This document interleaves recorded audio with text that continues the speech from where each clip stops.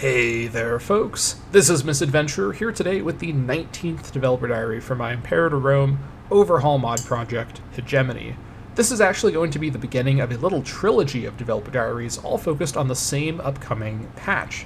Hegemony is Alpha Patch 0.7, which has proven to be the largest, most complicated, and most consequential patch of the entire alpha, and also the beginning of the end of the alpha, as I feel like I'm reaching the point that I have implemented all of the changes I want to make to the core gameplay, and I'm getting ready to move on to the second phase of Hegemony's pre-release development, which is to say pre-1.0 release, which is the beta, where I'll be focusing more so on mid-campaign mechanics, like events, scripting, missions, decisions, and so on. But the core mechanic changes will be crescendoing in 0.7, with maybe one or two small patches after that to clean things up. But from there, I'll be reaching the point of transitioning into the beta phase of this mod's development and getting on to what a lot of people are very excited to see when it comes to things like the unique missions. But in terms of what I have to share with you all today, this is the first of 3 videos about 0.7, and in this video, I'm going to be going over religious developments, one of the new tech trees for my mod, which this patch will be introducing, and is fully done and ready to be showcased. This tech tree is very much focused on diplomacy, and I'll also be talking about, alongside showing that, some of the really core system changes that I'm making in my mod with 0.7. Some of these changes are pretty comprehensive and maybe controversial, as this is straying pretty far from some of the core gameplay of Imperator Rome in a way that not everyone may agree about.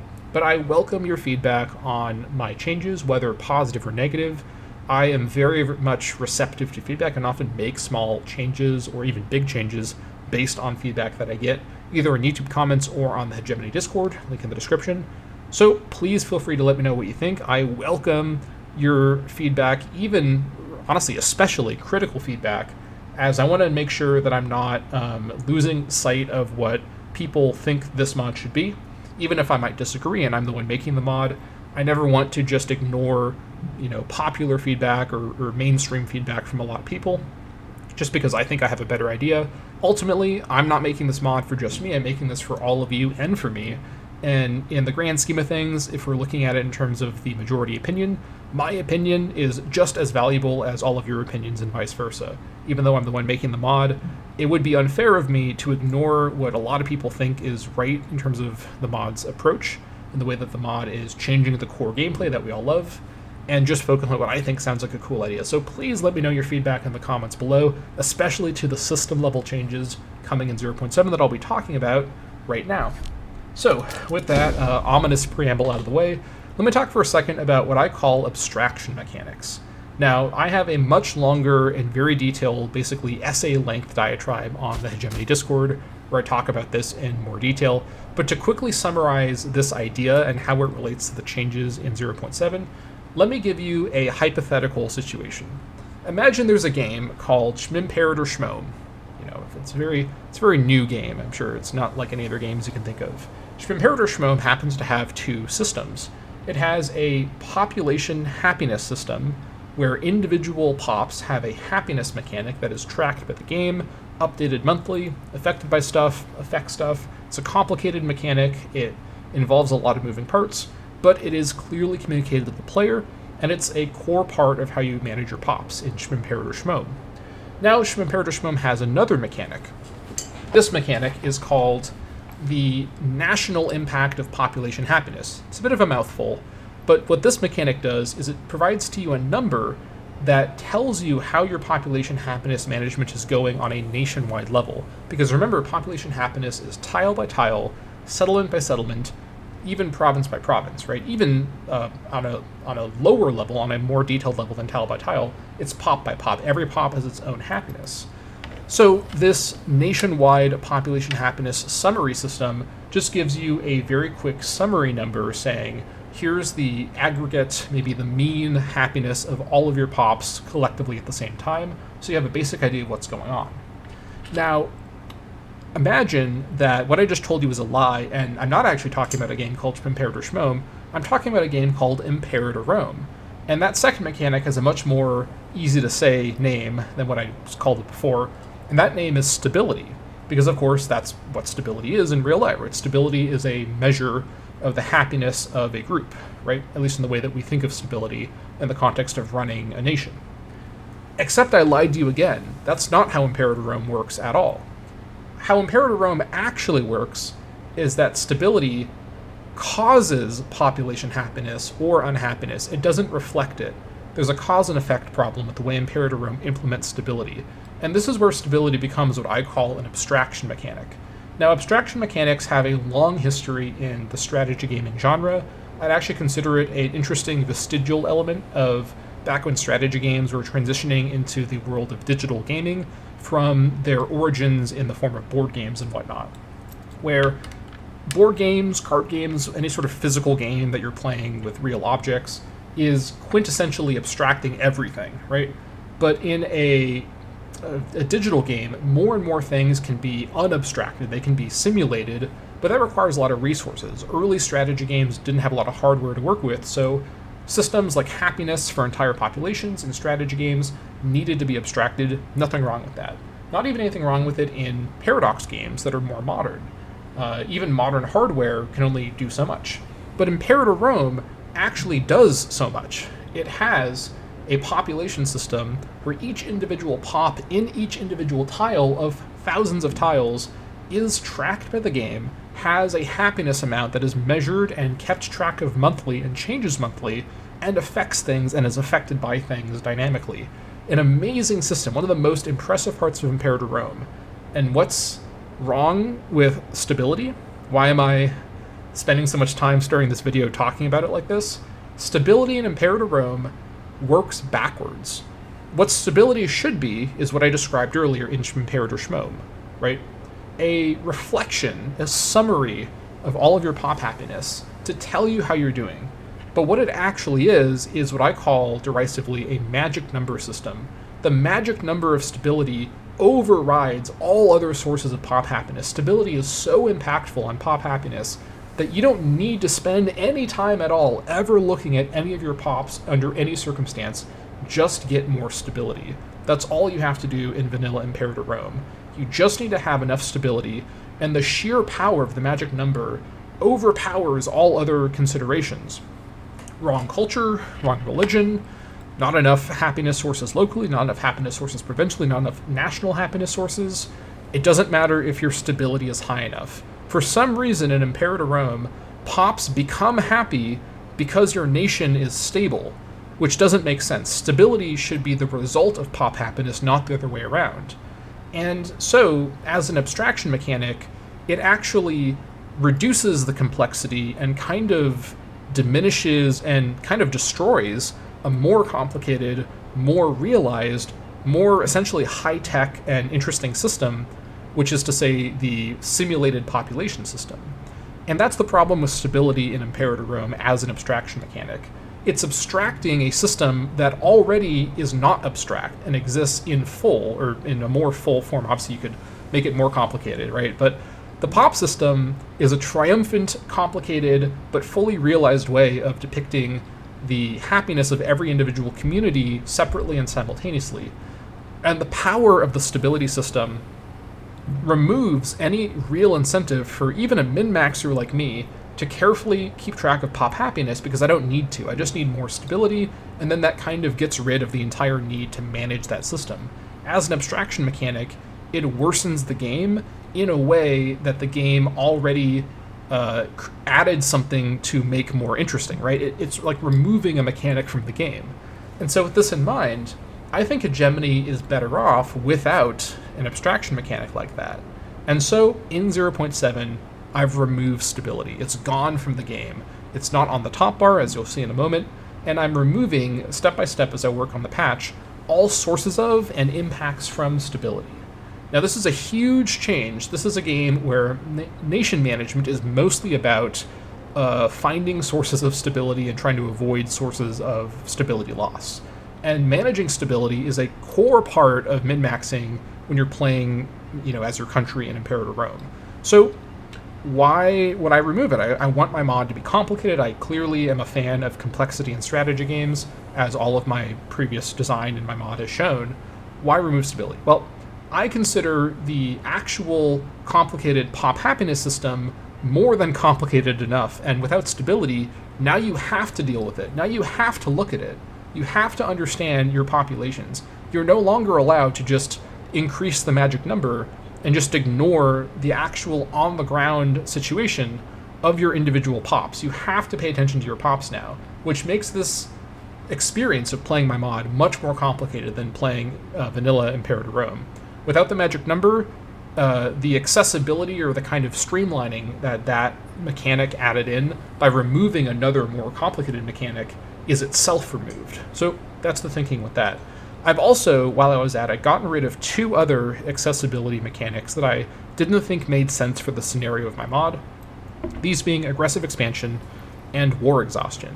Now, in the context of my mod, even though war exhaustion is kind of the theme of my mod in a way, like my grand thesis about the Peloponnesian War is that it was this big attritional mess that kind of destroyed Hellas, I think that there are many other parts of my mod that represent war exhaustion more authentically for the context of this scenario than the magic number of war exhaustion. Now, war exhaustion, like stability, works like a magic number, where the war exhaustion number affects population unhappiness so much that you focus more on war exhaustion than you focus on pop unhappiness. There's nothing wrong with the idea of having wartime attrition hurt pop happiness. That's a great idea, actually.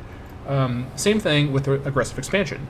Totally makes sense that tons of warring and doing peace deals where you take lots of stuff hurts your diplomatic standing. That's completely fine and good. But having the magic number there means that in both these cases, with war exhaustion, pop happiness, with aggressive expansion, diplomatic reputation, these systems that are more complicated are actually used for the multitude of different countries individually, are overwritten by one magic number that you can just deal with instead. So for hegemony, stability, war exhaustion, and AE are all gone. Now, you may notice that I've not mentioned probably the abstraction mechanic I most famously have a problem with, which is tyranny. In my campaigns, I've constantly complained endlessly about tyranny and how much I don't like it as a system and how much I am annoyed to deal with it. So, is tyranny still in my mod? Sort of. I've done something pretty weird with tyranny I'll get to in just a second here, but let me go ahead and hop into Athenai to show you a bit more what I'm talking about here with these changes. So first things first, if you look at the top bar, you may notice a few things have been removed. As I've mentioned, stability, AE, and war exhaustion are gone. I've also changed my mind about military experience, which I was previously reworking to be something called glory. I've removed it for now. I may add it back in later when I figure out how I might use it, but for now, it's gone too. All that remains for a democracy or an oligarchy, in terms of the top bar, is your treasury, your manpower, that icon there, I'll talk about that in just a second, with the hands and the scroll, this icon with like an obelisk, and then your ecclesia approval, right? Your sort of senate approval. I'll talk about the approval stuff, which is being reworked pretty extensively in the next dev diary when I talk about the civic, or I should say the cultural developments tech tree. Now, let me start before we get into the religious developments tech tree by talking about these two systems up here, which are tightly interconnected, and they're both tightly interconnected also with the religious tech tree. The first of these is my replacement to political influence, called authority. Authority, as it says here, represents the ruler's personal political power, allowing them to direct their government despite the conflicting priorities of other characters and factions. This works in a gameplay sense very similarly to PI, which it replaces. Now, authority, in my opinion, is just a cleaner version of what PI already was. I constantly felt as though PI was ambiguous in what it sort of meant in a sense. It's an abstraction mechanic to some extent, but what it was abstracting was a little ambiguous. Did PI mean the influence of your leader? Did it mean the influence of your country, kind of collectively? The influence of your government, but not specifically the leader? Here, authority is very explicitly the ruler's power in their capacity as ruler. That's why it's a nation mechanic and not a character mechanic. Because your ruler as a character will have character-level mechanics like corruption, but the authority is connected to the office, right? It's sort of like the executive power of the president. Sure, different presidents are noted for their individual use of it, but it's a power that doesn't follow the person out of the chair. It exists in the chair, right? It's a chair power, right? So basically, authority is a ruler-specific system, and the way I'm going to implement authority in terms of how you gain and lose it in relation to events is always going to come back to this idea of, is the ruler using their personal power to affect the government? This is going to be a big feature of the next Devdar when I talk about the politics focus of the cultural development tree, because much of the politicking, of democracies and oligarchies is about the ruler constantly spending their authority to override and try to control the bickering of the factions. In a monarchy, it's similar, where authority is used to try to maintain your legitimacy as other characters and factions and pretenders try to undermine it. So that's how authority works. Pretty easy to understand, pretty similar to political influence. So what's next to it over here? Well, this is Hegemony's version of tyranny. It's using tyranny as a base, but it basically represents something very, very different and works in a very interesting way that I'll talk about for the rest of this video. And this is going to relate quite a bit to the religious developments tech tree I'm also going to start talking about in just a moment here. Introducing cult influence. Cult influence represents the power religious cults hold over our people, reassuring them of their place in the world, but making them less receptive to secular leadership. Cult influence is an enormous new mechanic for Hegemony, and something I've put a lot of work into thinking through and actually balancing as a gameplay system. This is something that is very authentic to the specific time and place of classical Hellas. This is a time without widespread, super institutionalized, organized religion. Greek mythology and the kind of classical Greek religion, although very well known today because of how popular it is in the Western world, was not exactly a super centralized, organized faith. Rather, it was a bunch of cultural beliefs and explanations for things that overlapped a lot, area to area, but didn't really have any unifying central authority. There was no church of the Greek mythology religion, right? Instead, every individual city-state had tons and tons of cults in their own city-state, and all the cults reflected different gods and had different goals. A bunch of factions, basically. And the cults of certain city-states for certain gods may have become more powerful or more influential, but it wasn't universal, right? So, for example, the cult of Apollon, or Apollo in English, in Delphi, the cult of the Pythia, was famously a very powerful cult that had influence over the entire Hellenic world. But that's like the extreme outlier of a powerful, influential cult. Most city-states had tons of local cults that may have just been a few members, may have been like a small group, or it may have been a giant gathering, a huge faction of the city that all shared in the goals of this faction. But cults are, by nature for this time period, extremely decentralized. This is nothing like what you see later on in time with, the best example being Christianity, which from its sort of beginnings was very, very centralized and organized. Even Judaism, which was also pretty organized and centralized. Or even the Roman version of Greek religion, right? The Roman religion, which of course famously is a version of a kind of adaptation of Greek religion. The Roman religion was actually quite centralized around the Roman government, who had a ton of power in directing and controlling Rome's version of Greek mythology. Now, it's not that straightforward. Rome didn't fully control everything, but it was way more of a centralized thing. In classical Hellas, Greek mythology and Greek religion is extremely sort of dispersed, it's extremely decentralized, and essentially, as I was saying, every city-state has cults to every single god, and these are cults. These are not like organized churches. They may own temples, they may use, certain locations for their worships or do certain things in certain places, but they're basically like, little communities within each city-state, and their influence is all individual, right? Obviously, there's some overlap of the goals of all cults, right, in terms of making the population more pious and just gaining more power. But, the Olympians were very diverse, and the cults for each of the different gods all have different goals and may not always align with each other.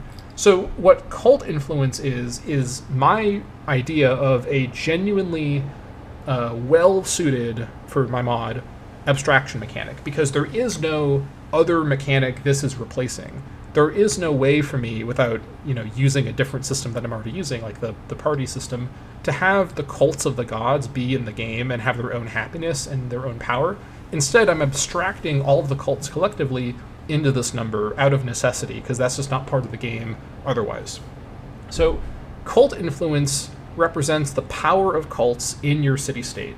And although we don't have a lot of super clear records on how different city-states fell within the influence of different cults, what this represents generally is the rising power of the institutions of cults, which over the course of this time period continue to develop and become more organized.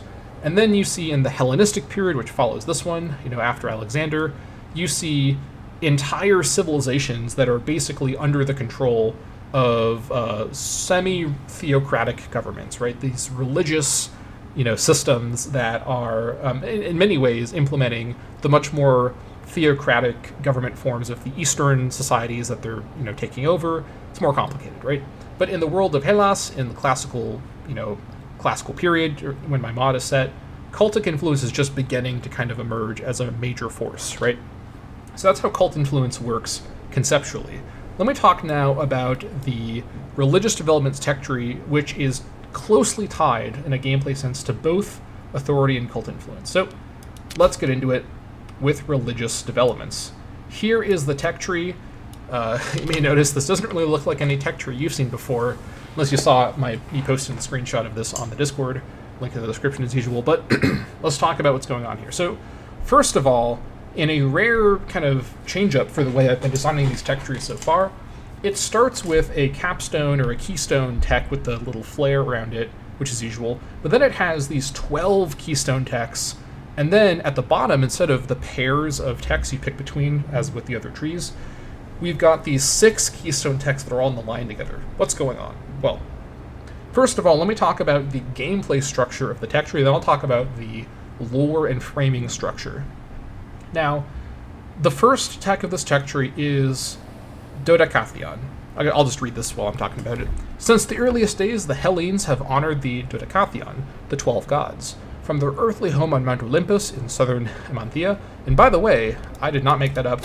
Amanthea is this Macedonian region. This is Mount Olympus right here. Like, this is actually the Mount Olympus of Greek mythology. It's like literally right there. So it's not like a metaphysical mountain that doesn't exist. Like, it's specifically this place in northern Hellas, right?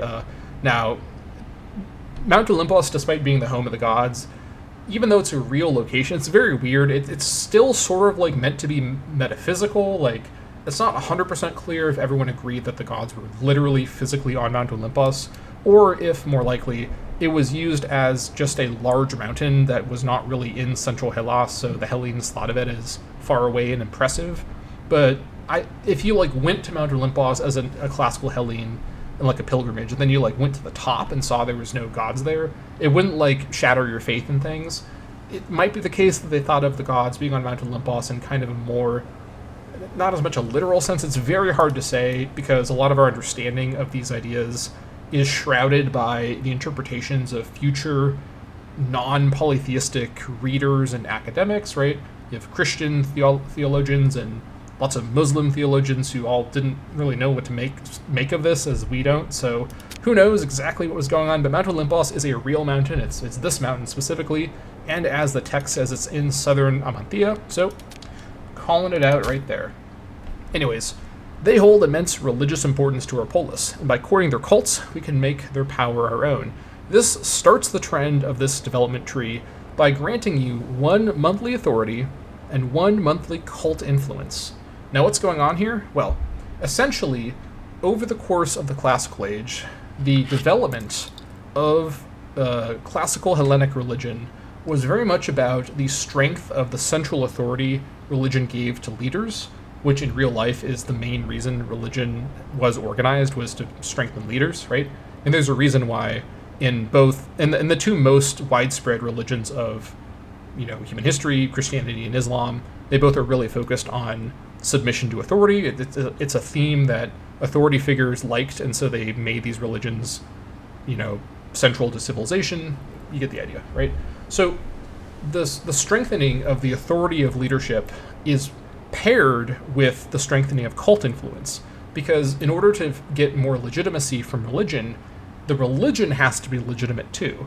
And so in this early period of human history, before organized religion, before big, complicated religious bureaucracies, efforts to strengthen the authority that you get from religion also means strengthening the authority of religion as an institution.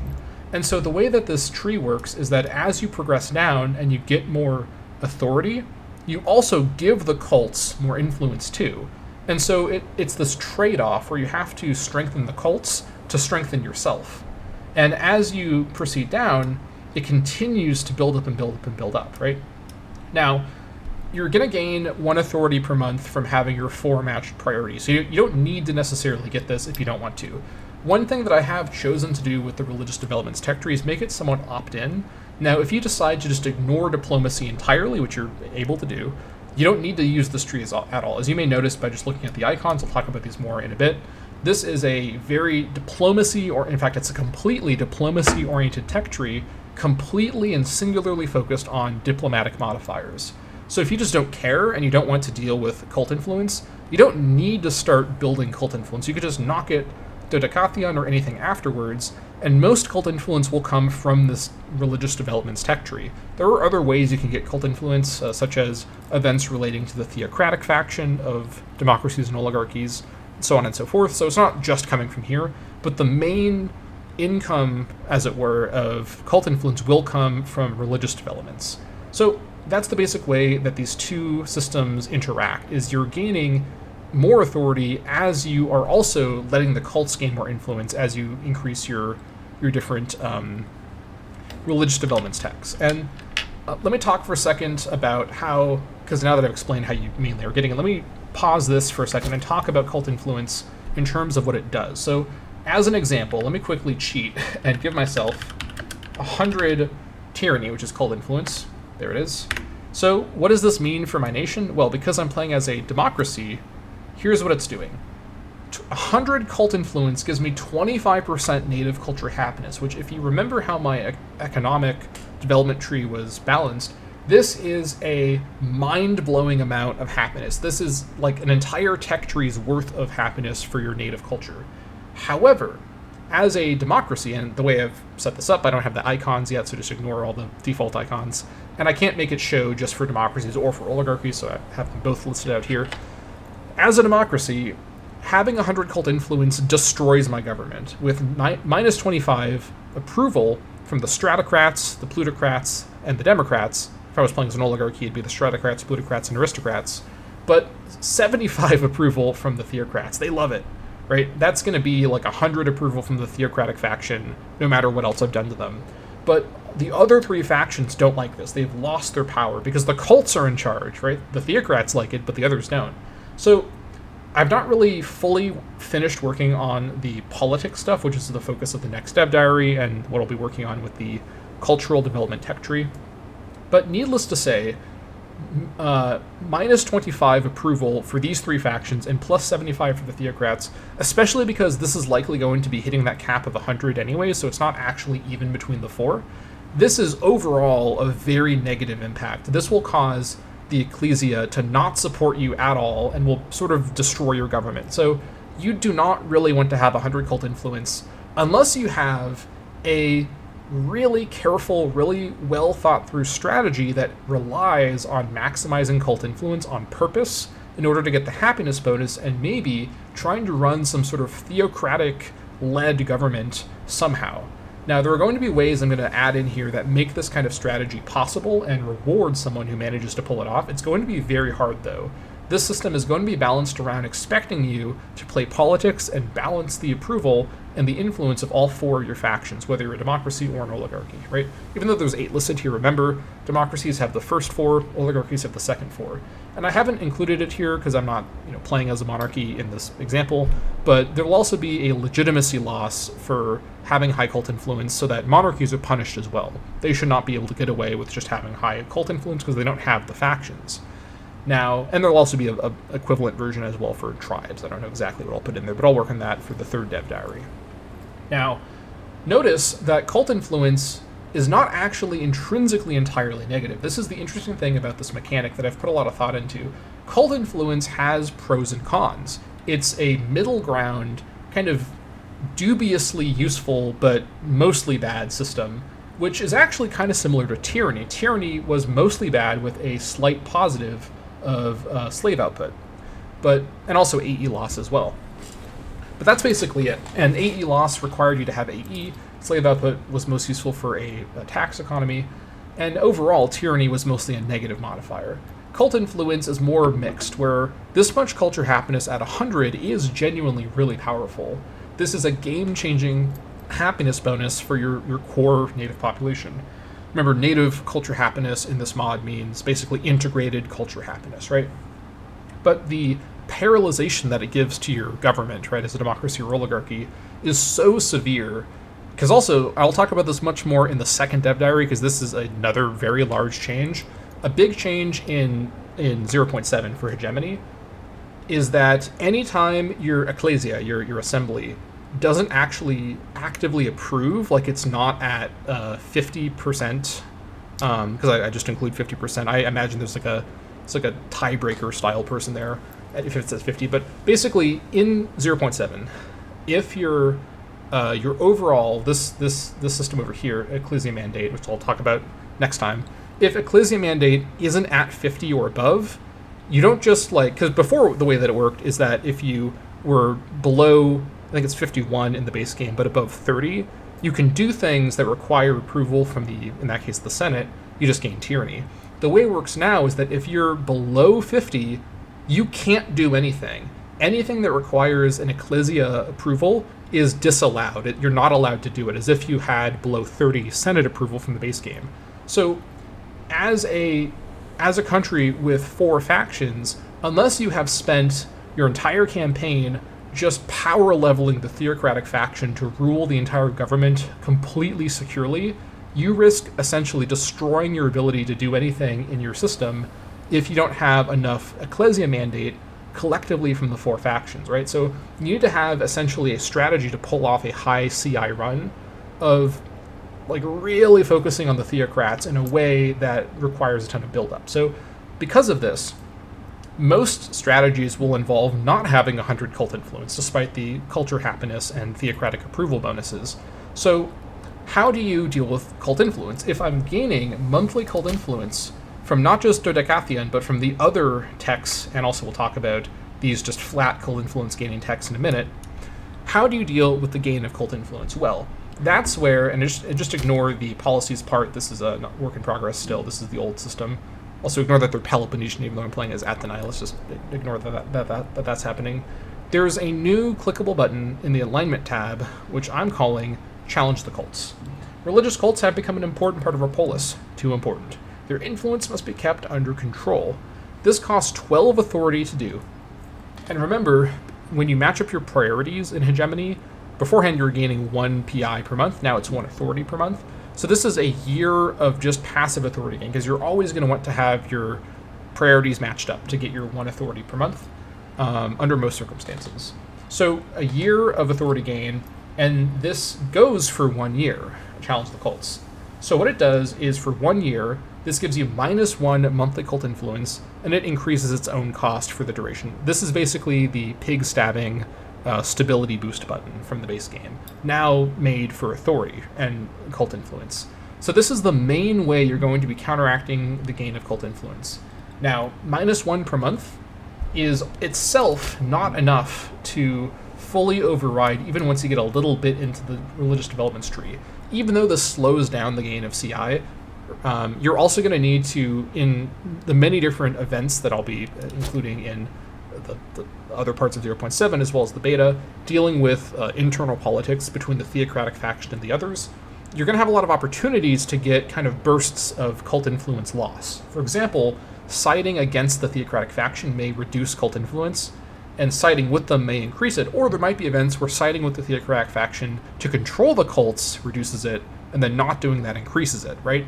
I'm going to really make cult influence management quite connected in to the politics of dealing with the theocratic faction in particular, which in many ways represents the interests of the cults, but in a secular way, right? It's like, a conservative evangelical political party and a megachurch. They have overlapping interests, but they don't necessarily align on everything, and may compete with each other for influence over the same group of people. That's the idea here, right? And when playing as a monarchy, dealing in the monarchy, there's going to be equivalents to many of the oligarchy and democracy events, but instead dealing with different pretenders or sort of courtiers, right, that kind of play a similar role, where you're going to be able to reduce cult influence that way. So the loss of cult influence from this button, right, from Challenge the Cults, most people will want to be clicking this every single year without ever missing it a single time, right? You're going to want Challenge the Cults up at all times in order to keep the cults under control, or at least to try to keep them under control, to slow down the gain. But over the course of a campaign, you're generally going to see a slow but gradual expansion of cult influence over time as you invest into the religious developments to represent that as you focus on the religious elements of your country, of your city-state, necessarily the cults become more influential because their influence is coming from you focusing on the very topic matter that they themselves are the institutions of, right? As I've sort of said before, actually I'm not really sure if I've said this before, but basically, classical Hellas or classical Greece, its religions were not organized. They were very decentralized. They were found across, the entirety of the area of this region of the world on a kind of city-state by city-state level. There was no central authority of classical Greek religion. Instead, every city-state had its own local cults. And that's what the system is really trying to sort of replicate, was the city-state level cults that are gaining influence as you focus on religious matters in your tech tree and do things that benefit religious, factions, essentially. So that's the idea of cult influence in the basic way that it works. Let me go ahead and save my city-state from... Hold on, that's not how that works. There we go. Save it from the cult influence there. So that's the basic idea of cult influence. Now, to get back over to the religious developments tree. Now, we talked about Dodecathion, which is introducing the idea of the 12 Olympians. Let's talk about those Olympians. Now, the way that this works is that we've got this first keystone tech with the sort of stuff on the side, the flares, to show that it's a more powerful tech. Then we have these 12 techs that are each about one of the 12 Olympians, where we're going to see big, powerful bonuses for one kind of diplomatic interaction. And then later down, we see further expansions on these different gods with smaller bonuses for the same interaction, closing out with a 6-way split where you can pick one of 6 different powerful techs that really change your diplomatic options and affect the ongoing management game of cult influence. So let's get to it. First of all, I'll quickly just note the kind of 3 minor authority and CI gain techs. First is Physia. Animal sacrifice to the gods is an ancient Hellenic tradition, and one which every god's cult has derived unique meaning from. To associate the ritual with our government legitimizes us to the religious, but also legitimizes these cults and their own claim to power. This adds plus 0.2 CI and authority for the rest of the game. Then we have libation. Libation is the ritualistic pouring out of a drink, usually wine, to honor the gods and gently remind them that further divine support will garner more libations. This is where the word libation actually comes from, in English. The practice has become universal in Hellas, and for better or for worse, adds spiritual power to everyday life. Another 0.3 monthly CI and authority. Coming down here, we've got hecatomb. A hecatomb is a mass sacrifice of animals. The word literally implies 100 cattle, though any large-scale bloodletting for the gods is called a hecatomb. Offering a hecatomb at just the right moment can solidify our authority, but at the cost of recognizing cultic power. Kind of perfectly summarizes the trade-off going on here in the setting of this scenario, right? Focusing on the religious power of your polis, as city-states were often seen as being pseudo-religious entities, strengthens the power and legitimacy of religious factions that are just focused on religion and may undermine you. In fact, real history is mostly the history of secular governments and religious factions competing for power with each other and for the support of the people.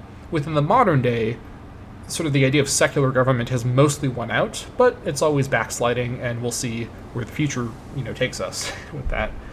Now, coming back up here, let's talk about these individual gods. I'll go over all the gods individually first, then their various epitaph texts down here. First of all is Apollon. Apollon is the god of light, of youth, of art and truth and prophecy. Beloved across Hellas, his cults can be found in every polis. To this end, there is no better Olympian for us to invoke in our efforts to curry favor with other city-states who can doubt our intentions. He gives you a 25% reduced send gift cost. And by the way, every single diplomatic action that these different gods and their sort of subordinate techs affect are going to cost authority. In fact, I can show you, because I am in fact a game designer, I've done this.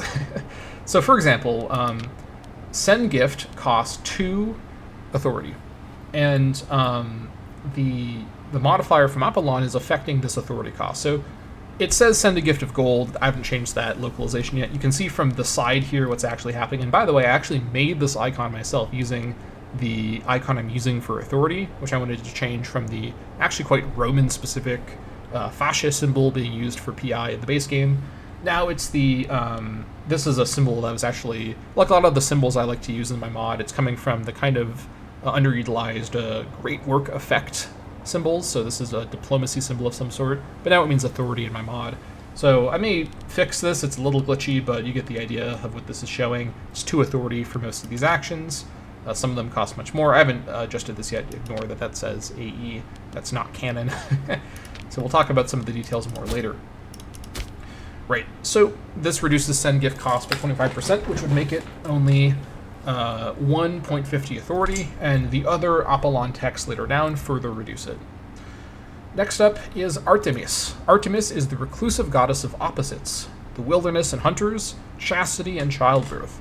Unlike her twin Apollon, her cult eschews civilization and has little advantage to offer us abroad, unless that is, purposeful disruption as a diplomatic tool is itself our aim.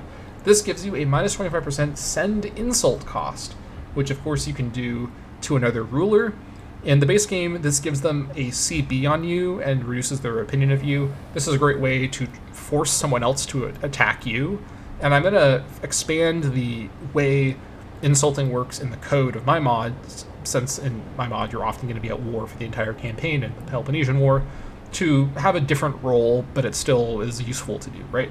So Apollon and Artemis affect the 2 like active, choices that you can make regarding diplomacy. Send gift increases opinion, insult reduces it, using authority as a currency, right?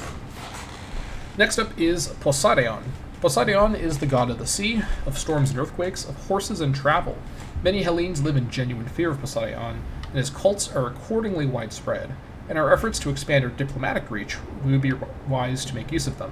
This adds control range and diplomatic range. Incidentally, I've set it up so that control range and dip range are quite low at the start. Let me show you actually here with the, let's see, where's my dip range? Where are you? Do I have a diplomatic range map mode? I thought I did. Okay, no I do. It's just the diplomacy map mode. So, with no modifiers, Athenai can't reach Macedon. They can reach all of their existing subjects, but because they're already subjects from the code. They can't reach, for example, Aulon over by Corcyra. They can't reach Crete. They're not going to be able to reach, the Parsons over here. They can't reach Phrygia Minor or the tribes up here. So someone like Athenai that has a very kind of like theater-wide diplomatic situation is probably going to want to grab a dip range 100% pretty quickly. Also, control range is always raised on my mod with dip range. Otherwise, you're going to have funny things where you can reach someone to fight them, but then you can't reach them to annex their land. So I've just paired these 2 modifiers whenever I have one or the other. Next up is Adames. Adames is the trickster god of travelers, merchants, thieves, and orators. With winged sandals, he flies between the realms and guides the souls of the dead. His cult honors his benevolent role, and in our efforts at diplomacy, his invocation holds real power. This is a 50% improved opinion maximum, and with Poseidon, while they're also thematically linked as gods of travel, just as how Apollon and Artemis are linked because they're twins, all of my pairs of gods are linked very purposely, and their modifiers are associated so that if you want the second modifier, you'd also normally want the first one, and vice versa. So I put a lot of thought into this, and I'm pretty happy with the result. So, Adames giving you opinion maximum and Poseidon giving you these modifiers represent more passive background bonuses for diplomacy, more so than the kind of active choices that are discounted by Apollon and Artemis. Next up is Zeus. Zeus, king of the Olympians and god of the sky. of thunder and lightning, of law and order. It is no surprise that Zeus is worshipped far and wide, though often for fear of his legendary wrath. We must harness his prestigious name with great care. 25, dip rep. This is basically the most basic and most kind of core way to make yourself better diplomatically, is just to get more dip rep. If you don't know how dip rep works, by the way, as it's not often very obvious, dip rep just directly increases other nations' opinions of you by the amount that's listed. So 25 dip rep makes other nations like you by 25 more points. That's basically it. It's not that complicated. All right, next up is Athena. Athena is the goddess of warfare, strategy, and the guardian of institutions, particularly the Hellenic practice of city-states. In this capacity, her cult may prove crucial in preserving the diplomatic support of our subjects, without whom our own power will quickly falter. As you may have expected, Athena, who is associated with and actually may have been named after Athens. Fun etymology fact is that the name Athens probably preceded the name Athena, and because she's so associated with that city-state. Anyways, it's a long story, but basically, her modifier is subject-related, and like Zeus, who gives us opinion with everyone through dip rep, subject opinion is the modifier that increases the opinion of subjects specifically. So it's like dip rep just for subjects in particular, as opposed to dip rep, which affects everybody. So less powerful than Zeus, but a similar idea. And because it's Athena, it's a subject-oriented idea. So if you want to play as historically accurate Athenae, you're going to go for Zeus and Athena very quickly, both because it makes sense for who you're playing as, and because their modifiers directly help a big overlord like Athenae. Next up is Hera, who has the, I think, very funny Inspire Disloyalty Cost Reduction, which if you know about the mythology of Hera and her marriage with Zeus, is very accurate. Hera is queen of the Olympians, goddess of marriage, peace, and stability, though the stories cast her as far from harmonious herself, constantly chasing after Zeus's lovers, and perhaps in our efforts to inspire disloyalty, we have something to learn from her. Now, some of these associations I've made between different gods and the modifiers is a little thin, but I tried my best, and I think most of them feel at least sensible, if a little stretchy.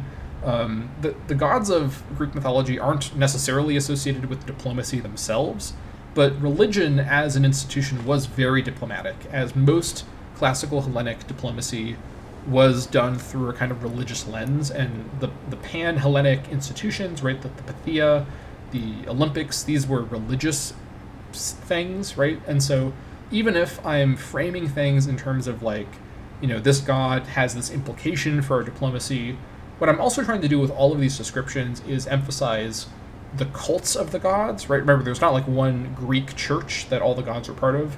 They all have their own cults that are in all the different city-states, and the cults represent the depictions of these gods to others. And so this is kind of framing everything as if you're learning about the gods in order to better control the cults and their messaging about the gods to affect your diplomacy through the reputation your cults give your city-state, right? If you've got a very powerful cult of Ares in your city-state, people are going to assume you're a warlike city-state because that's what Ares is associated with, right? These gods are characters, right? They're sort of personified in Greek mythology, but they literally represent ideas. And so a very strong, complicated cult of Ares in your city-state will give people diplomatically a certain impression of your city-state. And same with all the others. Speaking of which, Ares is next with 4 in assassination cost reduction. Ares is the god of war, of bravery, and bloodlust. Unlike the other Olympians, Ares is overwhelmingly feared by the Hellenes, and those who worship him often aim to placate his legendary rage, which is true. His cult, we imagine, will attract unsavory characters we can make use of, to make foreign assassination cheaper. Next up is Aphrodite, with loyalty of subject states, basically the goddess of the simps. Aphrodite is the goddess of love, passion, and sexuality. Lusty, insatiable Aphrodite is said to wrap men and women alike around her fingertips, just as we hope to entrance, I don't know if I spelled that right. We want to entrance and control our subject. We're entering our subject, we really are being like Aphrodite. Ooh. Perhaps our cult can inspire our efforts with stories of the goddess. So again, a bit of a thin connection, but this is just such a funny gameplay modifier to give for Aphrodite. And she's connected perfectly with Hephaestus, who's next. Tribute income, because Hephaestus is the ultimate simp of Greek mythology, and I explain the connection here. Hephaestus is the god of fire, associated with smiths, sculptors, and artisans of all practical crafts.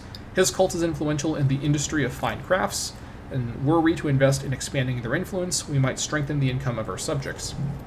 Kind of a thin connection, but it makes sense to some extent. And of all the gods to give tribute income. If it wasn't going to be Athena, it'd probably be Hephaestus. Next up is Demeter. Demeter is the goddess of health, the harvest, and fertility. Most famously, her daughter Persephone was abducted by Hades, king of the underworld. And by the way, all this weird spelling is my best effort to have authentic classical Greek spelling as best I can find. Let me know in the comments if I'm really off in any of these. The cult of Demeter, which knows well the story of the stealing, may be able to help us in our own efforts to recruit. This is the thinnest of connections so far. This is for the recruit-foreigner interaction, which lets you basically buy someone from another country who's from their court to join your court. This is a very situational mechanic, but one that I hope to make more interesting in this mod, and some of the nuances of how characters are improved and made more complicated are going to be talked about in the next step diary when I talk about the cultural developments, which I've not made yet, so I'll get to that.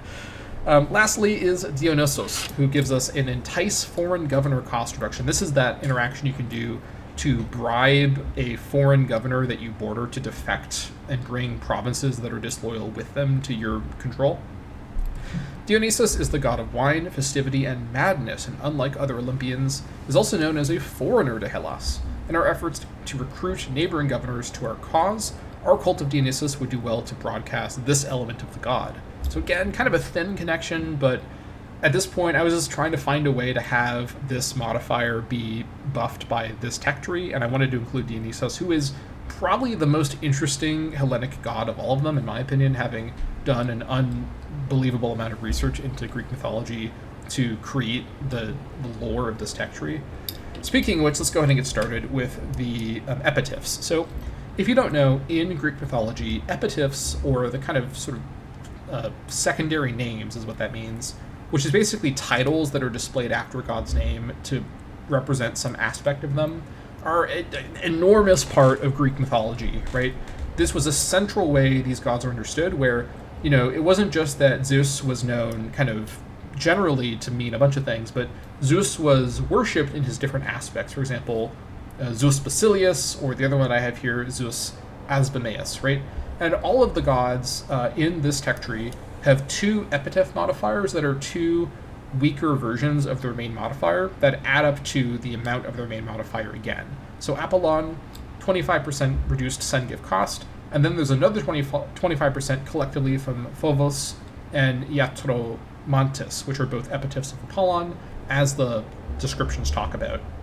So basically all the numbers you saw here, double them, and then you have the full amount of bonuses that you're getting from the main texts of this tech tree. So you've got the first line have their two extra texts here, and the second line have their two extra texts here. So first of all, Apollon Phobos, bright Apollon, is the aspect of Apollon which most emphasizes his domain over light and revelation. Invoking Apollon Phobos will reassure those we aim to befriend we have nothing to hide. Hopefully the god will not reveal our misdirection. So, sort of like with my other tech tree descriptions, there's some level of personification going on with the sort of speaker of these descriptions, where it's not a kind of third-party omniscient, that'd be ironic for this context, it's not like a third-party omniscient author, but rather like an in-universe character, almost like an advisor saying this to you. And what I love about the religious development descriptions is that there's still a level of cynical realism, but it's also kind of affected by the person being a bit nervous about being so impious about the gods. So it's kind of like it's a very small detail, but I put a lot of work into writing these to make them engaging. Most people don't read these descriptions at all, so I want them to be a cool part of this game if you want to really dig into it. Iatromantis is the second one, send give cost reduction of minus 15%. Apollon Iatromantis is a complex aspect of the god, one which invokes both healing and prophecy.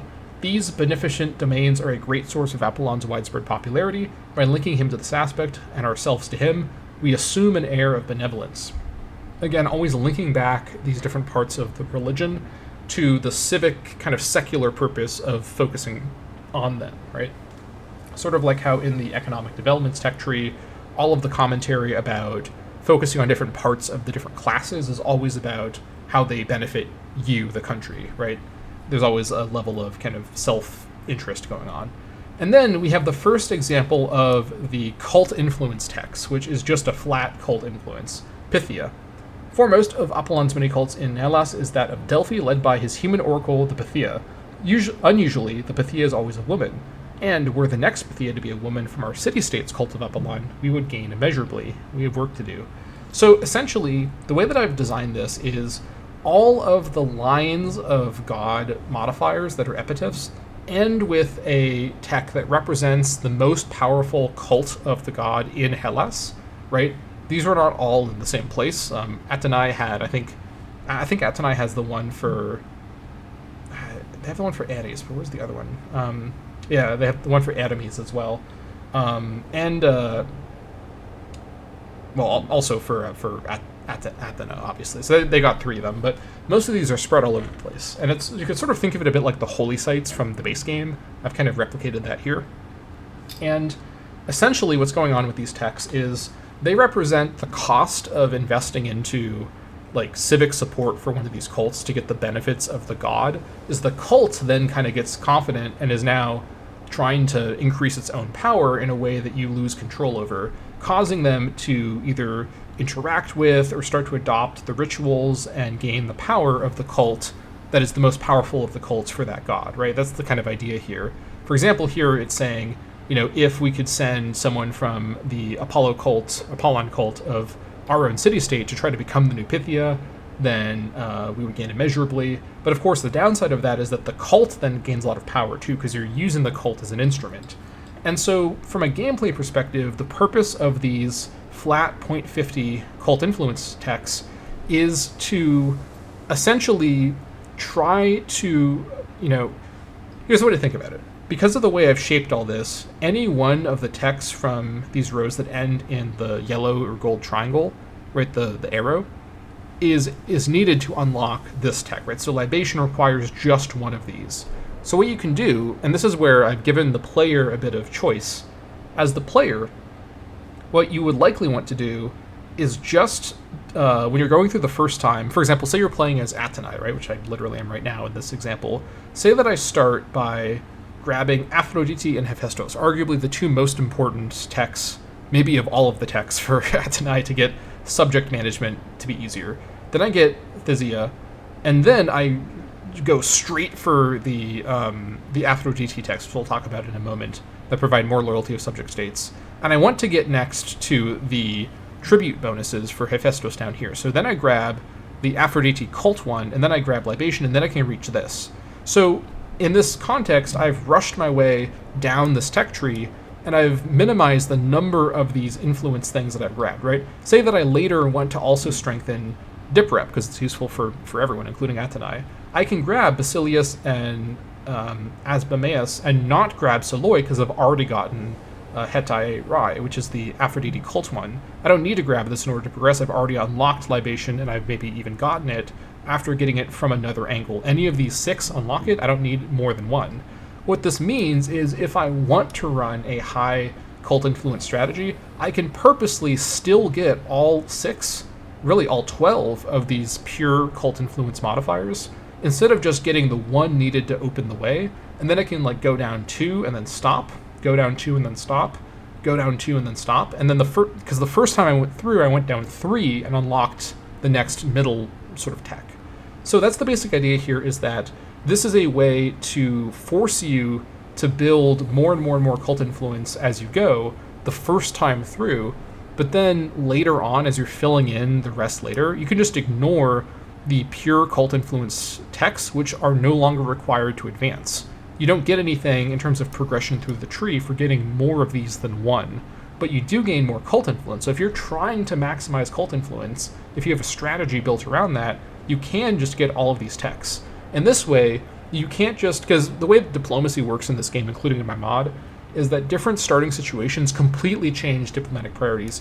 Atenai, for example, is going to really want Zeus and Athena for subject management, Aphrodite and Hephaestus for subject management, whereas someone like Lacedaemon doesn't really have subjects. In fact, they don't have subjects at all. So they may prefer things like Poseidon and Hermes for managing their alliance network, right? Or Apollon for managing their allies, right? Or Demeter and Dionysus for being able to, you know, gain characters from other countries, right? So every country, every strategy picks and chooses diplomatic things, right? That's the thing with diplomacy in this game and in my mod, is it's very it's very diverse. There's a lot of different things you can do that all may or may not be worthwhile. And I didn't want to set this up so that you had to get tons and tons and tons of like recruit foreigner cost reductions if you never want to use the mechanic or never need to, or the even less common entice foreign governor. Keep in mind that in this game, where most countries are city-states, you can't entice the leader of a city-state. So for example, Tanagra, who borders me, their leader is also their governor, and I can't entice him, right? Because he, well, it says I can't do it. That's not the right one, actually. Here it is.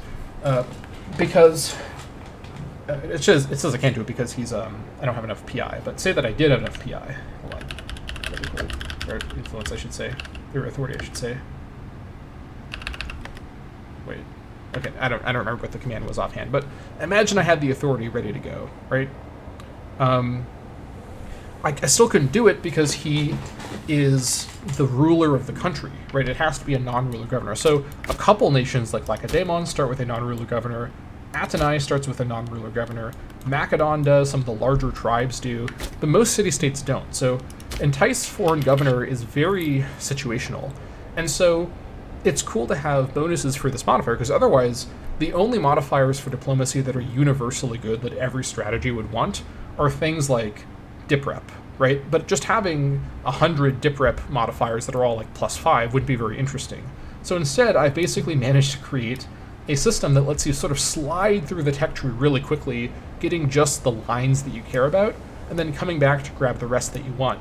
So even though this tech tree is 58 texts long, it's pretty large, you actually don't necessarily need to get most of it. You can just kind of go down one line in each one and get to the bottom pretty easily. But you can fill out the rest more if you want to, and have a lot of choice over whether you want to get tons of monthly cult influence from all of the lines or not. So, continuing on, we've got the Poseidaon modifiers. So we got Pelagios first. Poseidaon Pelagios is Poseidaon of the open sea, a popular and practical aspect of the god for travelers. By invoking this face of the god, we can court favor from his cult in our polis while reassuring merchants that our ports will remain safe from his wrath. More control in dip range. Next up is Poseidaon Hippokorios, Poseidaon horse tender, the aspect most associated with his mastery of horses. For travelers visiting by road, our invocation of this form is sure to be reassuring. We'll need their good word to access city states beyond our reach. Finally, the Poseidaon cult tech, Heliconios. In Beatia, Poseidaon is honored by his most influential cult as Poseidaon Heliconios, recalling his creation of freshwater springs on Mount Helicon. Our own cult could benefit from building connections with them, though whether we stand to benefit is less clear. Next up is Zeus with Basilius. Zeus Basilius, King Zeus, is by far the most widely recognized aspect of the god. His cult, eager to emphasize his primacy over any other Olympian we might invoke, will happily promote Zeus Basilius, a familiar unifying symbol which we can bind others to, which can bind us to others, rather. Again, it makes sense for dip rep.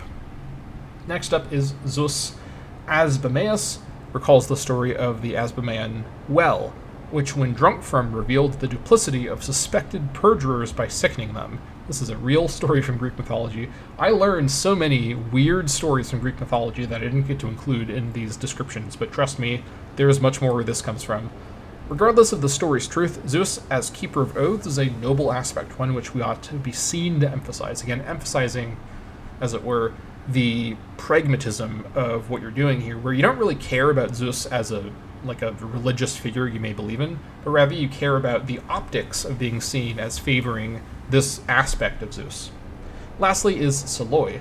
At Dodona in Thesprotis, which is in Epirus, the most ancient cult of Zeus is led by the Seloi, barefooted priests who listen for the god's commands through the rustling of leaves. Our own cultists aspire to adopt this practice, and when they do, we will be supplanted by the wind. Again, emphasizing that your own polis's cult of Zeus, acting like the most influential cult of Hellas, weakens your authority over them, which is why you gain more cult influence from that. Next up for Hera.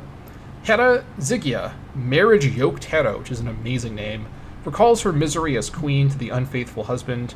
This aspect of the goddess is sure to raise in any who hear it their own doubts about the ties that bind them, doubts we must be ready to exploit for our own gain. Remember, Hera is inspire disloyalty cost, which, if you don't remember, is just an action that makes a character in another nation more disloyal to that nation, right? I think you can do it for the You can't literally do it for the leader. This guy's also not an adult, so you can't do it for him anyways. But it costs 12 authority normally, so that's a big discount to get 50% reduction overall over the course of the tech tree. Next up is Prodromia. Hera Prodromia, an obscure aspect of the goddess, meaning Hera who runs forward, emphasizes her decisive nature in disobeying Zeus and disrupting the lives of his heroic children. We must look to this aspect to guide our efforts to similarly provoke disloyalty. Finally, her cult tech is Heraion. Hera is not widely worshipped, but her oldest and most powerful cult is on Samos, where a massive temple to her, the Heraion, is said to stand. Our own cult of Hera is eager to visit the site, but what notions of religious grandeur will they bring back from their pilgrimage? Again, kind of contextualizing why you're gaining cult influence from this development. Next up is for Artemis Pandemos, Aphrodite Pandemos. Aphrodite for all people, Pandemos, represents the wide appeal her very human domains hold. This popular aspect of the goddess would do well as a tool to strengthen the loyalty of her subjects, and her cult is well placed to aid us in spreading it. Again, reflecting the integration of the state with religious cults, which is the beginning of sort of organized religion in the Western world, arguably. Next up is Philomedes. Aphrodite Philomedes, smile-loving Aphrodite, reflects her easygoing, sociable nature. In her continuing efforts to secure the loyalty of her subjects, popularizing this aspect of the goddess will remind them that prosperity remains theirs to secure for a price. More loyalty of subject states. Lastly, Hetairai. The Hetairai, to whom Aphrodite is a guardian, are more than simple prostitutes. They are women of luxury, paid companions who charm and often influence the men who hire them. For the right price, we can set the Hetairai of our city on missions of our choosing. Now, I actually have an entire spiel about the Hetairai that I debated talking about when I got to this, because the history of this profession is very interesting and often misrepresented. A lot of popular media, largely driven by anti-polytheistic kind of religious anxiety, frames the Hetairai as sort of religious prostitutes or temple prostitutes. This is a phenomenon, temple prostitution, that did happen in real history, but not necessarily with the Hetairai or in classical Greece. There may have been some of that going on, but the Hetairai as an institution were sort of more like religious escorts, like an escort that you hire on a date to like a fancy event, right? Where they're sort of luxurious, they're classy, they're sort of meant to be, and they are often very intelligent and very trained. Like, they're educated, often kind of high class presenting women who are meant to kind of charm and entertain, but also to kind of put their client at ease, right?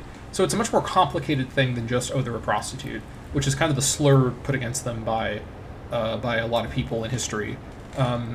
So yeah, just wanted to note that.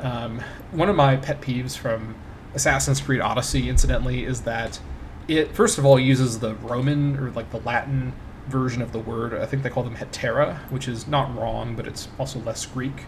But they frame them as like religious prostitutes, which I don't think is very accurate.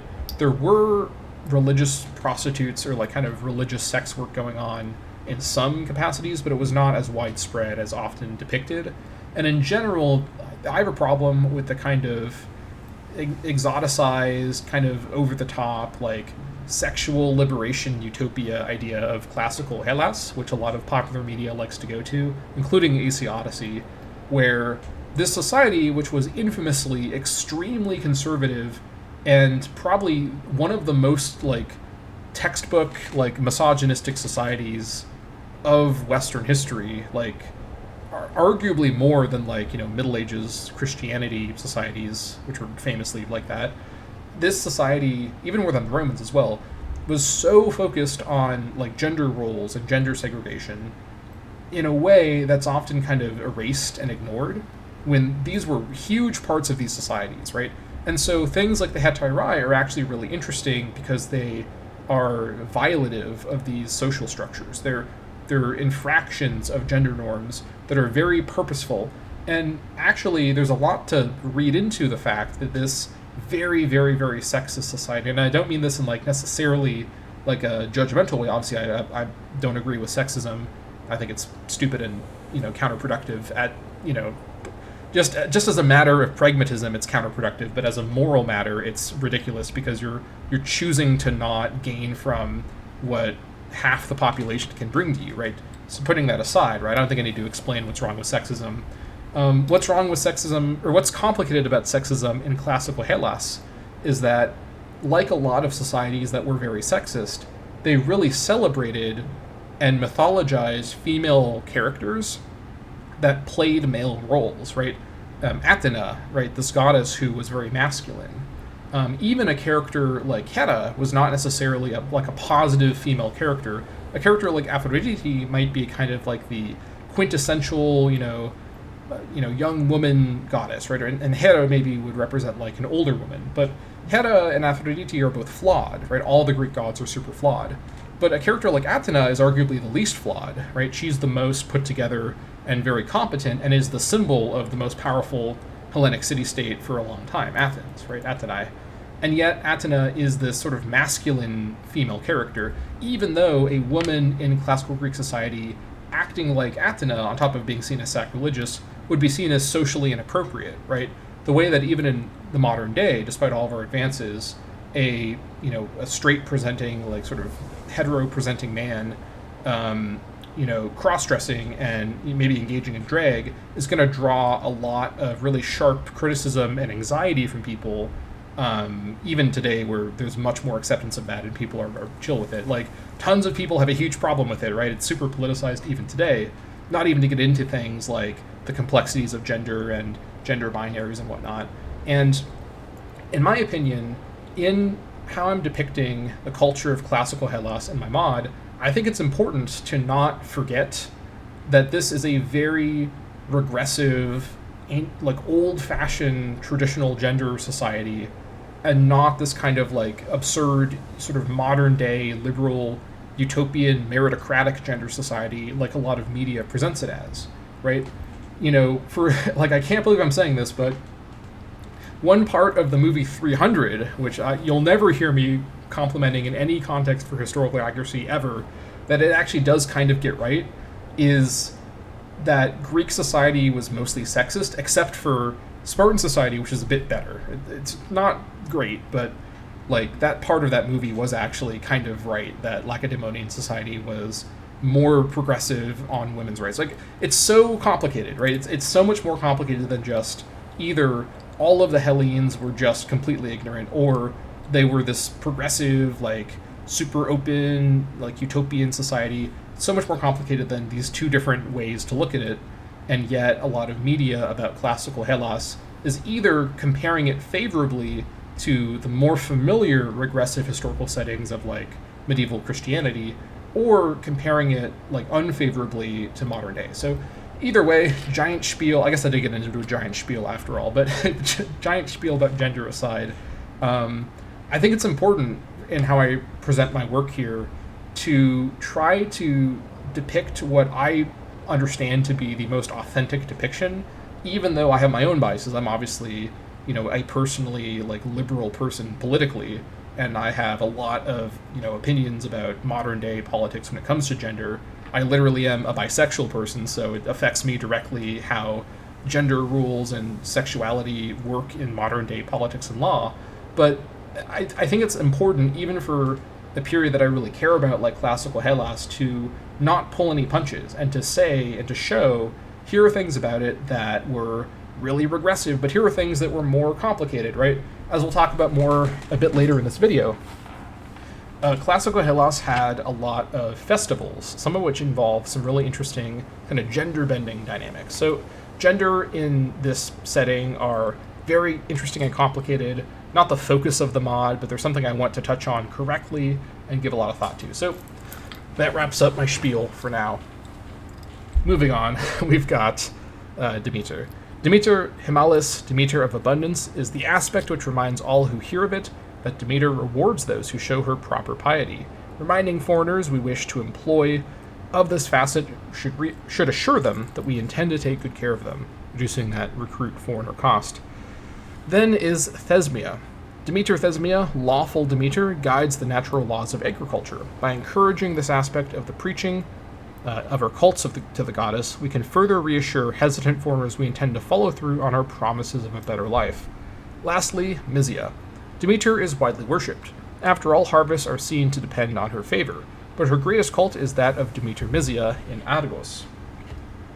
Our own cult of Demeter may get ideas if they investigate their Argive counterpart, but at this point, can we stop them? Again, referencing that as you strengthen the image of Demeter, her cult gets stronger as well, even if it doesn't say cult influence increasing from these texts, you're getting it from this final tech to progress onward, if this is your first one.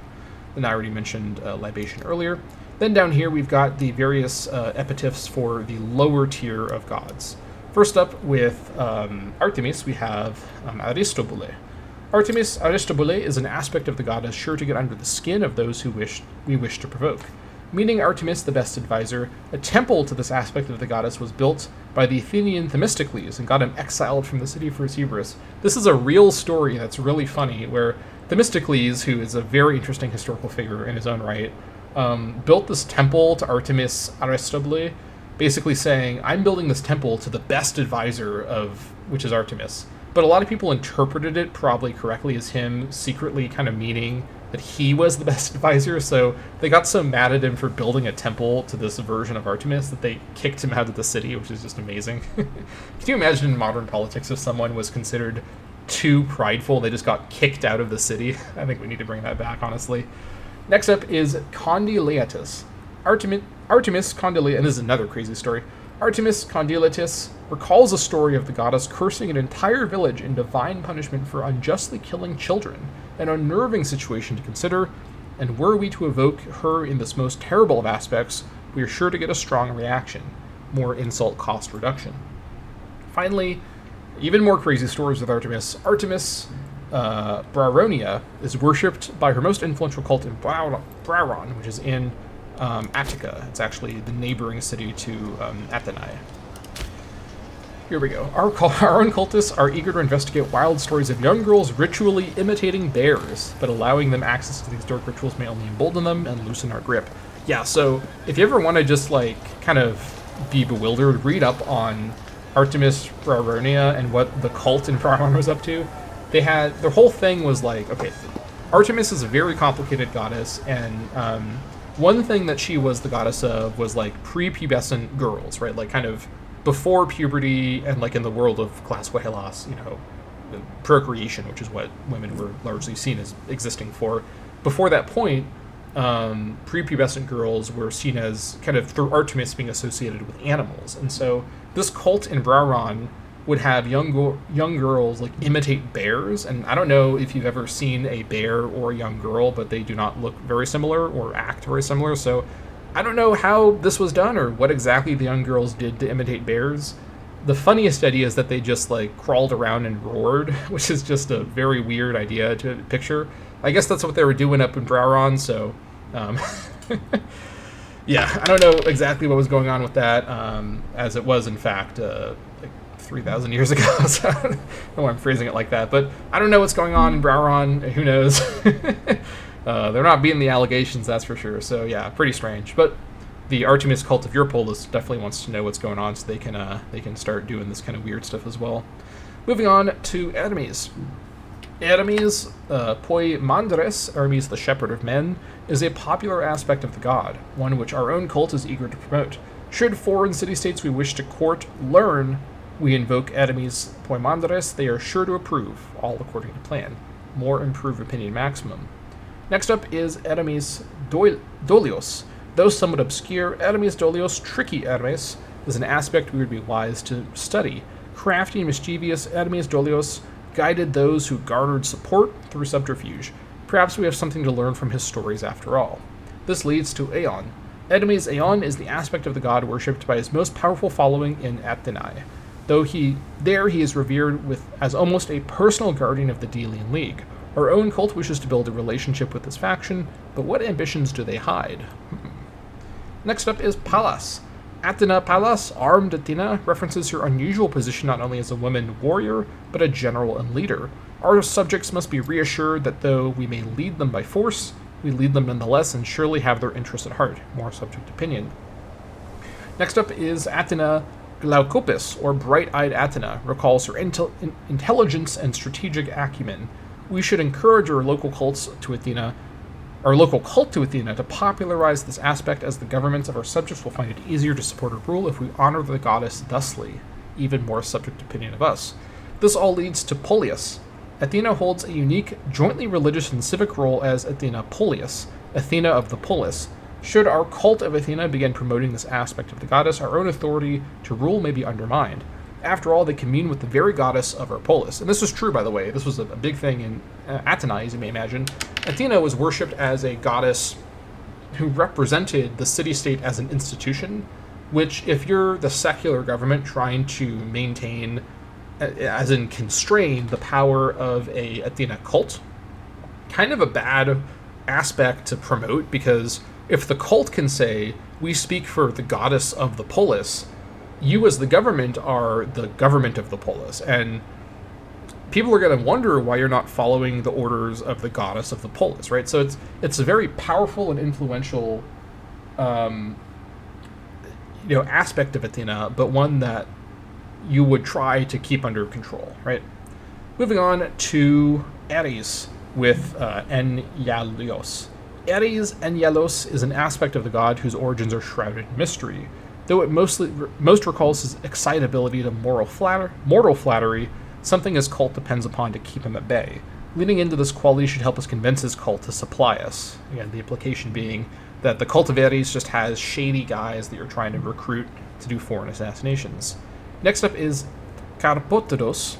Ares Karpoteros, Ares fruit giver, this is a real name for him, by the way, is a bewildering aspect of the god of war, but one which his cult assures us holds deep and important meaning. Whatever the truth of it, we should pressure them to step up their efforts to find us sinister agents for our use abroad. Lastly is Areopagus. Few temples to the god of war can be found in Hellas, though the Mount of Ares in Athena once held supreme political power to the city-state. Our own cult of Ares is sure to dream of one day wielding such influence here. We must ensure they don't. Next up is Hephaestus. Hephaestus, oh boy, Klai Toketnes, Hephaestus the Artificer, in other words, is an aspect of the god which emphasizes his productivity as a crafter. This emphasis, if spread to our tribute-supplying subjects, may aid their own cults to the god in encouraging greater outputs for more tribute income. Then we've got Polymetus. Hephaestus Polymetus means crafty Hephaestus, a double meaning. The god is both inventive and a producer of inventions. Our cult should make this aspect a central feature of the god's worship, especially wherever our tribute is being forged in fashion for even more tribute income. Then we have Hephaestus. Hephaestus, once a city, now a ruin on Lemnos. And by the way, in the game, you can actually find the ruin up here, which is a fun detail. Was entirely dedicated to Hephaestus. The thought of an entire city being ruled by a cult to the god is sure to shore up the ambitions of our own cult to Hephaestus, who we should dissuade from visiting the site. Finally, we've got Dionysus. Starting off with Dionysus Androgynos. Gender-bending Dionysus is a unique aspect of the god, representing his blurring of what many take to be solid lines. Likewise, we must guide foreign governors who wish to we wish to entice into crossing the line between loyalty and defection. This is the thinnest of thematic connections, but I think I've pulled it off somehow. Next up, we have Eleutherios. Dionysus Eleutherios, Dionysus the Liberator, is a potent symbol we can harness as a last resort to bring hesitant foreign governors into the fold. We must dispatch his cult to spread knowledge of this aspect of the god to all those in power we hope to turn for even more enticed foreign governor cost. Finally, and most intriguingly for this line, Orphica. Orphica, seemingly concerned with the story of Orpheus, has increasingly disrupted the normal framework of religion in Hellas by centering Dionysus as the most important god to humanity. Should our own Dionysus cult adopt Orphica, we must struggle to control them. I could make an entire tech tree just about the complicated and really interesting lore of the Orphica phenomenon. This is like I would even go as far as to say a kind of like proto-Christian almost, not in like a literal sense, because Christianity very much is based out of Judaism, but it has a similar idea where it makes Dionysus this kind of central savior figure to humanity and focuses on his mortality. It's very interesting. It's this kind of weird phenomenon that happens in classical Hellas, but doesn't really go anywhere, arguably, but I wanted to reference it here. And as a cultic practice for the cult of Dionysus would definitely give them ambitions of sort of delusions of grandeur with the importance of their own work, right? So makes sense as the CI tech. Finally, we have got the most interesting part, arguably, of the religious developments tech tree, which is the six-way final keystone techs. And the way this works is that all of them affect cult influence in one way or another, and you can only pick one of these six. They're all exclusive with each other. We have Eudismos, Soteres, Kynikos, Serapis, Astronlogia, and Mysticus. As you can see, they all require you to have not unlocked the other five. And what do they do? Well, the ones on the left, increasingly as we go to the left, reduce cult influence but give other very serious malices. The ones on the right increase cult influence and give increasingly good bonuses, ending with this one, which we'll talk about more in a moment. But first, before we talk about these six modifiers, let's talk about festivals. Now, this is one other mechanic added in 0.7 that is very closely tied to the religious tech system, so I want to talk about it here. This is my mod's version of investments, province investments, and these are the festivals. So we've got four of them, and like with the four province investments, they're associated with the four attributes of this game, formerly in the early versions of Imperator Rome, the four powers of the game, right? Martial, oratory, finesse, and zeal. But in this case, they are the Bodromia Festival, the Panathenia Festival, the Adonia Festival, and the Anthesteria Festival. They all cost 3 cult influence to start organizing, and they take 6 months to organize. So, just to show you as an example, if I were to click Organize Bodromia, this gives me 3 cult influence right away. You can see here that I now have 0.75 native culture happiness, and all of the party modifiers from just having this much cult influence. Not that much at all, but it is going to build up. And we now are investing in the province. You can see the modifier over here. And then I could do it again, any one of these 3 in one of my other provinces. So it's a province level mechanic. Now what do? Well, the Bodromia provides 5% local manpower permanently in the province once you get the 6 months over with, once the festival's occurred. The Panathenia provides 5% local monthly food modifier for the province permanently. And you can, of course, repeat them, so you can do them every 6 months to add more and more of the same modifier. Adonia provides 2.50% native culture happiness in the province, and Anthesteria, actually the same as what it did in the base game before I changed its name and appearance, provides 1 city building slots in the entire province for all of your cities. Sort of like, as I talked about in the previous dev diary, the settlement building, the Zalefsi, the woodcutter lumber camp, provides that provides global city building slots as opposed to local, but it's a similar idea, right? So these festivals all cost, as I've said, 3 cult influence to start organizing, but then you get rewarded with this permanent modifier once they're done organizing. So this is one way to spend, as it were, cult influence, as in you gain more cult influence to do these, but you gain province-level modifiers that are often quite powerful if you build them up over time, right? Now, where this comes up is one of the techs over here, Kynikos, increases the cost to organize them by 100%. So now it would be 6 to organize all of them. But the trade-off is 1 less monthly cult influence, which by itself counteracts the extra cult influence you're gaining from the 3 sort of minor developments that add more cult influence and authority. So let's start here. A new school of thought is emerging on the nature of humanity. Kynikos argues that a rational person should reject social conventions that do not logically benefit them. This concept would help us diminish the cults, but it would also be sure to irritate our people. So essentially, the 2 middle options, again, remember, all 6 are mutually exclusive with each other.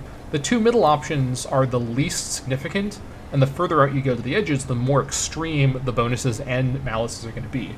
On the other side, we've got Serapis for +1 monthly cult influence, but another -50% recruit foreigner cost.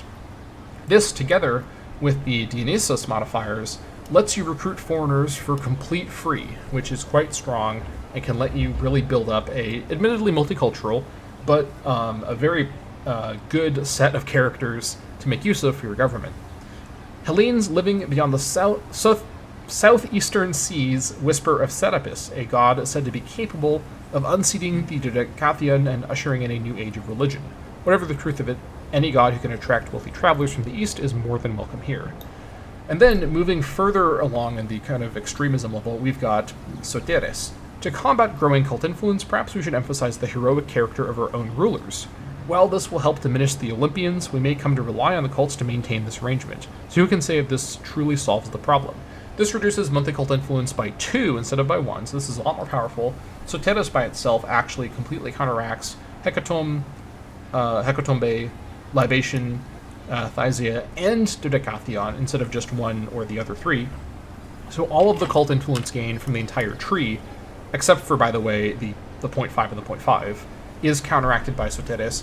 But then you're increasing Challenge the Cults cost by 100%, because now you're relying on the cults to spread the kind of heroic ruler cult that you've created, basically.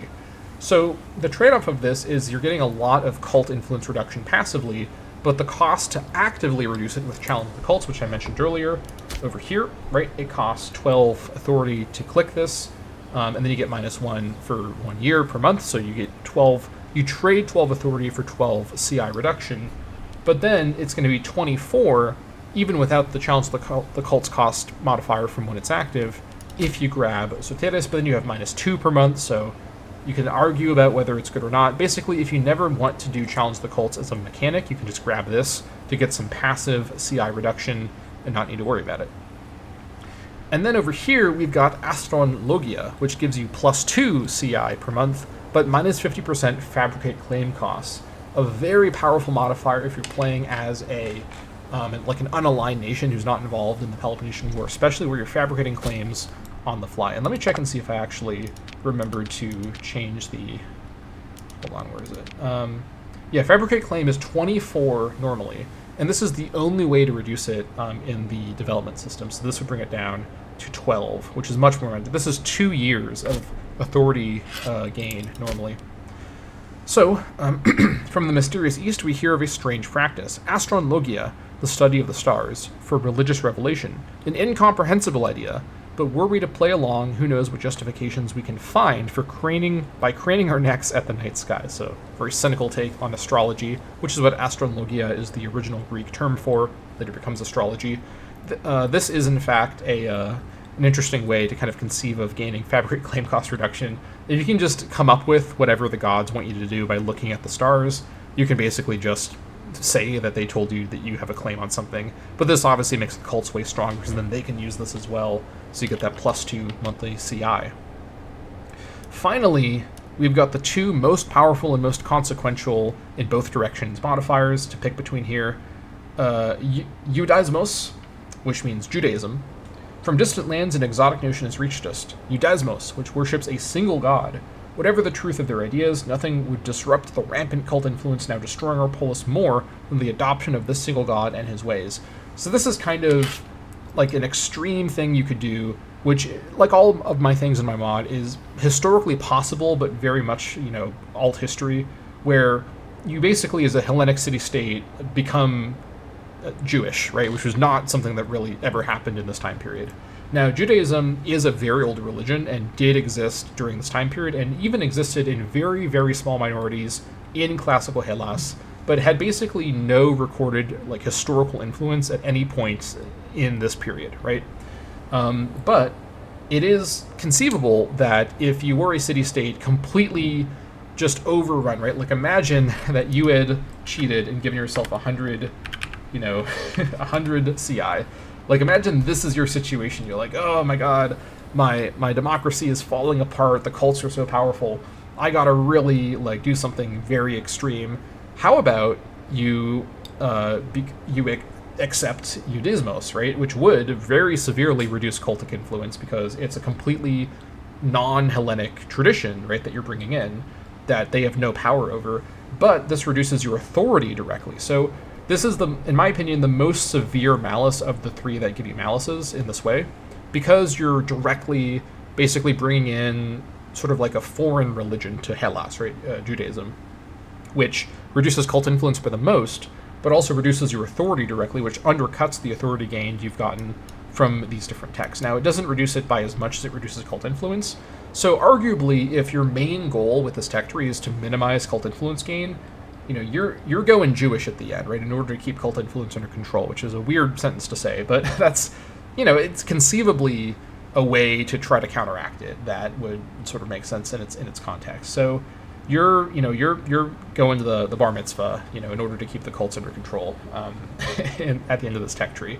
But this also reduces your own authority because your own people are not Jewish, and they're going to have a lot of questions about what you're doing if you're, accepting the one God and possibly even kind of undermining the cults too much, right? And saying no one's allowed to worship these other gods. This is famously what happened in real life Hellas much later on with the Christians, who also, we didn't know, worship one god.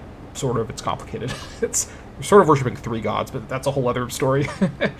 Man, theology, it's really fun. But in real history, real Hellenic religion basically came to an end as a major institution with Christianity, who were not tolerant of anyone else doing anything else other than being Christian. So that's what happened in real history. But if you were in this alt history scenario to adopt Judaismos, which is the ancient Greek word for Judaism, you'd be able to really reduce that cult influence from your local cults, but your authority would be weakened because you'd be seen as being under the influence of a foreign cult, as it were. So that makes sense. Then we've got mystikos. Mystery religions were already common in Hellas, but were we to truly embrace them, perhaps even to adopt their practices into the government's operation, we could do as we please and simply announce that the gods had instructed in our course. Now, this is the really wild one, where if you just want to go crazy, you can give the cults +3 influence per month for the absurd bonus of minus 100% CB, no CB war cost. You can just declare war on whoever you want with no cost at all. This is basically you just giving in to the madness and saying, you know what, cults, you can just run the show. I'm just going to declare war on whoever I want and not worry too much. So if you really have the opposite kind of approach of this one, where you don't care at all about cult influence and just want to unlock completely free, diplomatic, downside-free war on whoever you like with no need to build claims or do any of that, then Mystikos is the way to go. Now, as with all of the tech trees, I've conceptualized these final texts that you pick between, and in this case you pick one of these 6 because they all affect the same mechanic in different ways, right? Either you're slightly allowing for more CI or slightly allowing for less CI but some other malice. Like all of the other tech trees, these final sort of choose between them texts represent the future of Hellas after the classical period, where all 6 of these things are either religions or philosophies or kind of so just to go over, like Judaism, hero cults, and cynicism, or kynikos in Greek, are actual forces that enter the Hellenic world much more during the Hellenic period, right after Alexander, where his conquest of the East bring Eastern religions like Judaism and heroic cults into the Greek world, right? And cynicism as a philosophy really comes into being after Aristotle, which is in the Hellenic period. And then over here we have got more Hellenic period stuff with Satypus, famously a combination Greek and Egyptian god, which was really popular in Egypt when the Greeks were in charge. Astrologia, right, astrology being an Eastern idea that comes into Hellas during the Hellenic age when they're bringing in Eastern ideas all over the place. And mystikos, mystery cults, being something that are kind of in Hellenic culture and religion for all of its period, but are more popular and more powerful in the Hellenic period. So, like the other tech trees, these end with kind of developments that hint at and kind of allude to the direction things are going into the Hellenic age. Although, of course, playing in this mod, you're going to change the course of history, and who knows how the Hellenic age will actually look, as we're not going to necessarily see the historical route of Macedon taking over everybody and ruling the world. So, who knows? Maybe you'll found some sort of, theocratic, city-state led by a hero cultist, or you're gonna be, importing Satypus or some crazy thing like that. So basically, that wraps up my overview of the religious developments tech tree. As you can see, this is a lot more complicated and more carefully laid out than just a big sprawling tech tree like in the vanilla game, where my new systems of authority and cult influence are very closely connected to the way this tech tree is structured and the way that you move through it. And even the final choice you make is mostly about how you want to handle, or how you feel you can handle, CI as a mechanic. If you are a cult influence management master, if you've got the cults under your control and you feel confident that you can pull this off, maybe you roll the dice and grab a stronger tech like Setipus, or even Astrologia, or even Mysticos, right?